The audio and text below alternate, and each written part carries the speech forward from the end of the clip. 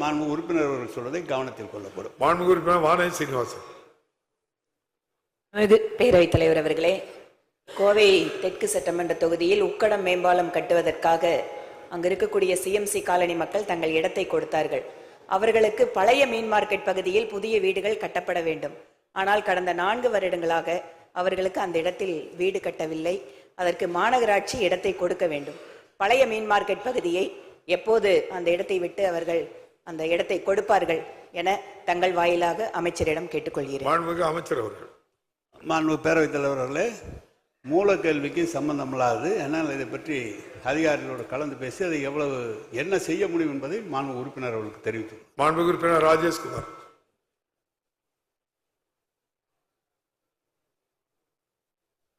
மாண்புமிகு பேரவைத் தலைவர் அவர்களே, கிள்ளியூர் சட்டமன்ற தொகுதியில் கொல்லங்கோடு நகராட்சி பகுதியில் செல்கின்ற ஏவிஎம் கால்வாய் கிட்டத்தட்ட ஒரு 8.5 கிலோமீட்டர் அந்த ஏவிஎம் கால்வாய் செல்கிறது.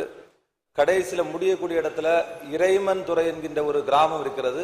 மறுபுறம் கலிங்கராஜபுரம் வைக்கலூர் என்கின்ற ஒரு கிராமம் இருக்கிறது. நீண்ட காலமாக ஏதாவது இடர்பாடு ஏற்பட்டால் இந்த இறைமன்துறை மக்கள் செல்வதற்கு பாதுகாப்பான இடத்திற்கு செல்ல வேண்டும் என்று சொன்னால் இறைவன்துறை கிராமத்தையும் வைக்கலூர் கிராமத்தையும் இணைக்கக்கூடிய ஒரு உயர்மட்ட இணைப்பு பாலம் அமைத்து தருவாரா என்பதை மாண்புமிகு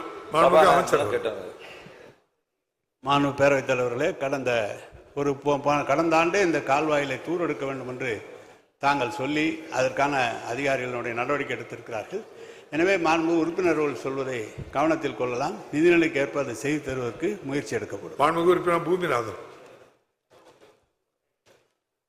மாண்புமிகு பேரவைத் தலைவர்களே, மரியாதைக்குரிய நம்முடைய வெள்ளத்தில் பாய்த்த செல்லூர் கால்வாய் மற்றும் தடுப்பணை பேரவைத் தலைவர்களே, மாநகரத்தின் நடுவில் இருக்கிற மாநகராட்சிக்கு உட்பட்டப்பட்ட வாய்க்கால் என்றால் மாநகராட்சி தூர் வரப்படும்.